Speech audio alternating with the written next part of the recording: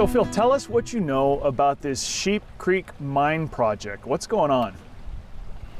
There's a mining company with origins in Canada that's proposing to put a rare earth element mine in the headwaters of the Bitterroot. And the concern is that the mine would pollute the river and take a lot of water away from the river that we need for our fisheries and agriculture in the valley. And what kind of mine are we looking at?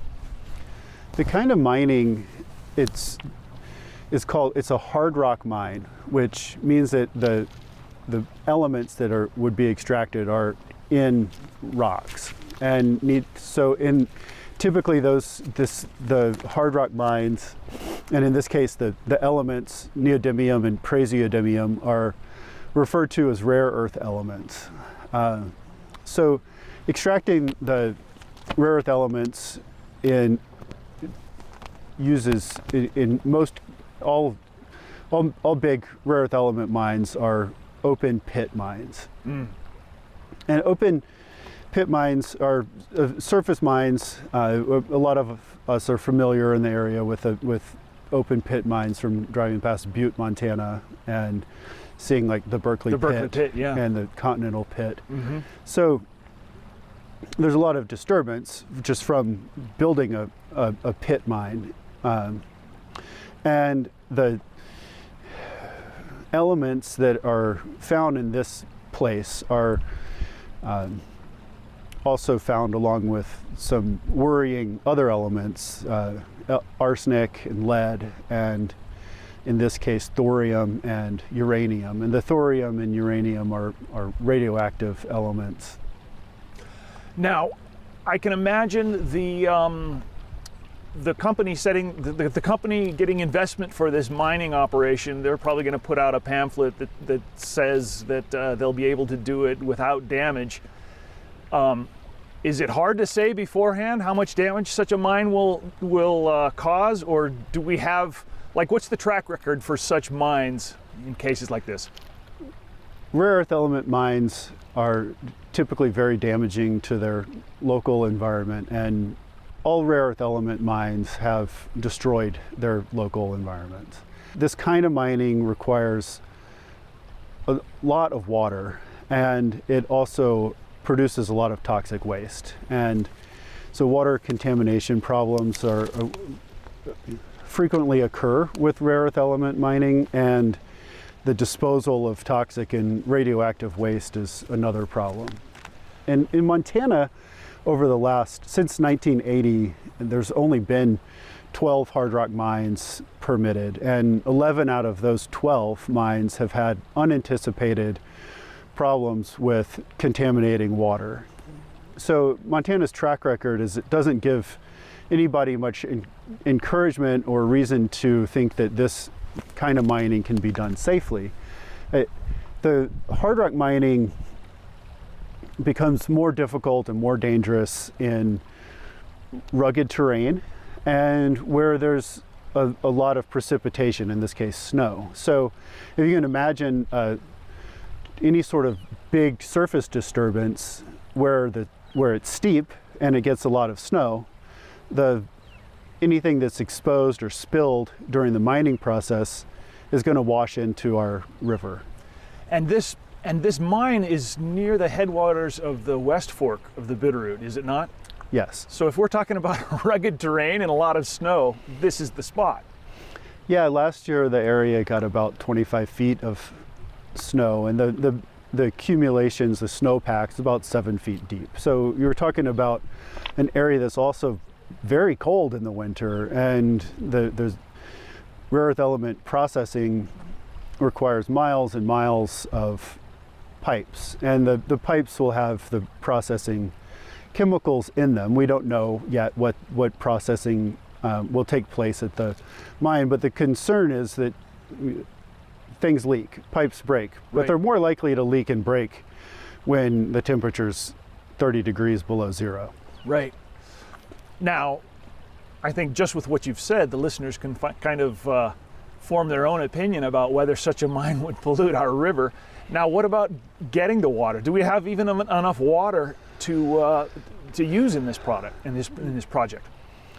The Bitterroot River is referred to as an overallocated river. The river has not always flowed all the way to where it meets the confluence with the Clark Fork. In the summers, it would go dry sometimes.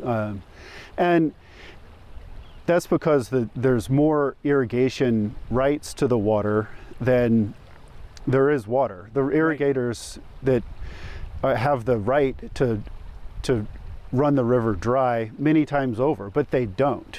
And the cooperation that it's taken to have this wonderful river that we have can't be overstated. I might need to say that again, but so you could say that there's a real fine line about allocating where this water goes, and we are already under the amount that each particular group wants and needs. The river supports $40 million of agricultural productivity every year, and the tourism economy in the Bitterroot is worth over $100 million every year. All of that depends on the water in this river. And the irrigators and fisheries interests have done a fantastic job of cooperating to be able to have this river. And there's no water to spare. Any water that would be used by this mine, and this kind of mining takes millions and millions of gallons of water a year, is water that won't be available for other sources. And that's even if it isn't polluted with salts or arsenic and lead. Yes, this valley, these mountains and our streams and our main river, they have a certain reputation. Wasn't the Bitterroot River once rated one of the best rivers in the country to fish, and wasn't it rated one of the cleanest rivers near a major population center? I mean, this would have a big hit on just the reputation of the river. Yeah, the Bitterroot River has a very productive trout fishery, which draws fishermen from all over the world, and that's really one of the bases of the Bitterroot's economy. Right. And any threat to that, to the river, is a threat to the economy, the tourism-based economy of the Bitterroot. And what would you say about people who might accuse you of just being a NIMBY? And, well, look, we need these minerals, we need these rare earth minerals for our electric cars that are coming around the bend. And we're competing with China, and somehow we have to get these elements. I feel like it's a concession to the to the mining company to even call them rare earth elements. They aren't rare. They're a group of elements that once were thought to be rare. They're hard to purify, but they occur all over the place. And Montana is well positioned to plug into a national initiative to develop a rare earth element economy. We have great rare earth element resources here. These elements can be gotten from abandoned mines. There's reserves of the same materials that the company wants to mine, especially around Butte, and there's an active where rare earth elements are being actively extracted and extracted for processing now. There's a lot of great work going on in Montana to extract rare earth elements from abandoned mines, acid mine drainage, and from coal mine waste. Mm-hmm. The Department of Defense and Department of Energy have invested millions of dollars into Montana to get rare earth elements in a more environmentally sustainable and cleaner way. In fact, rare earth elements are being extracted from mine waste now in Montana. And by extracting rare earth elements from some of our most polluted sites, we can subsidize the cleanup of some of the worst places in Montana rather than take some place that's pristine and wonderful and destroy it for a new mine. Yes, if you can get it from a site that is essentially already destroyed rather than pristine forest, that would seem like a better idea to me. Yeah, if you can get the stuff from Butte, why would you put a new pit mine in the Bitterroot? Well, now let's explore that a little. I understand that one of the reasons you would is because the land is so cheap for mining companies. Can you tell us a little bit about that? Under the mining laws of America, the companies can claim lands, make their mining claims for the same prices that they could claim land in 1872, and the laws have never been seriously reformed, and the laws place mineral extraction on public lands above all other uses. In our case, the mining company might get a really good deal, right, but it doesn't mean we should let them pollute our river. Our society can get these elements elsewhere, and there's no real clear benefit to Montana that we can see. The company's foreign, the investors are foreign, the profits are going to go elsewhere. Yes, tell us about how the profits are going elsewhere. This is interesting. I guess I mean it's speculative to say how they would. Okay. But if we know that the major investment in this mine is coming from offshore, places like the Bahamas and the Cayman Islands are what the company's filing their disclosures in Canada's CEDAR system. Which company is it? What is the name of the company? Where are they based? The company is called U.S. Critical Metals, which is based in Vancouver, Canada. That company created a shell company, which is a flimsy corporate structure that allows them to pass assets through. I find it a little comical that a company called U.S. Critical Metals is based in Vancouver, Canada. Vancouver, Canada. Does the U.S. what does it stand for? United States? Nobody knows. U.S. Us? But yeah. If you take a look at their logo, it's red, white, and blue with stars on it. And their materials, they try and conflate our patriotic values with support for their mine. We need domestic sources of rare earth elements, but we also need to get these sources, select wisely where we get the elements. And great places to extract rare earth elements exist, and those are where we should get them. Mm-hmm.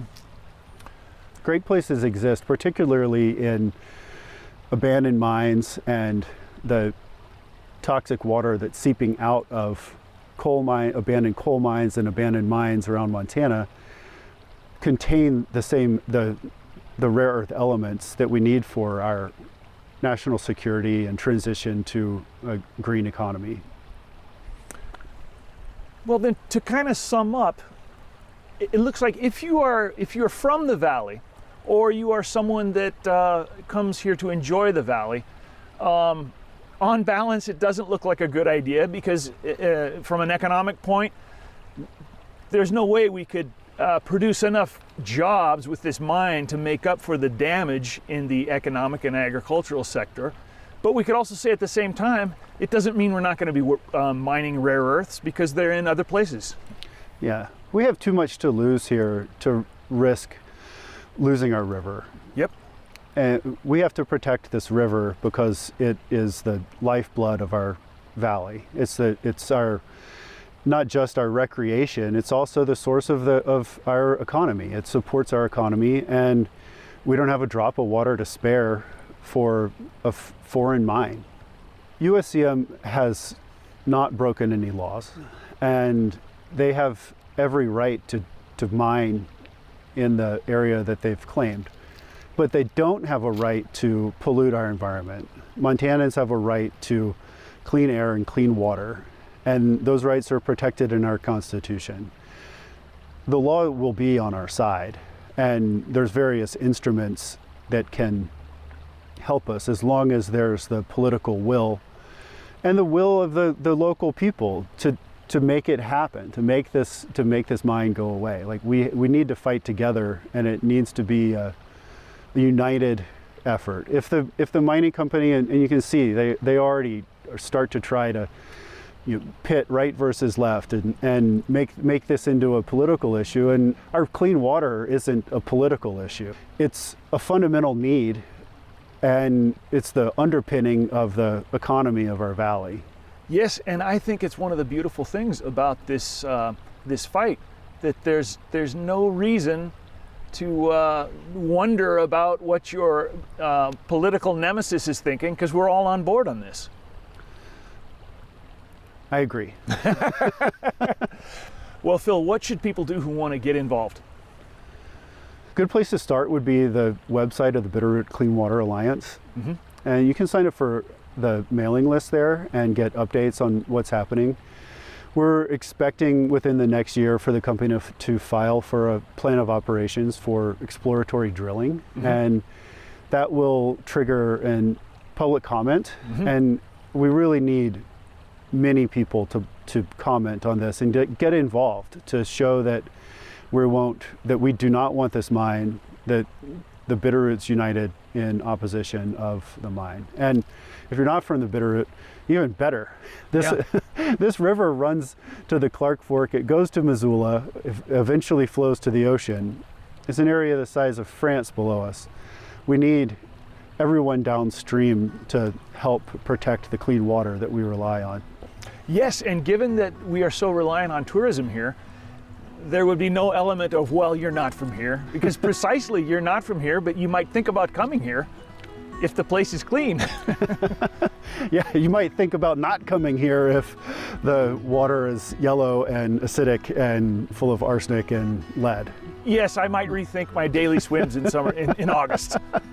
Well, Phil, thanks very much for the interview. Yeah, thank you. It's been very informative.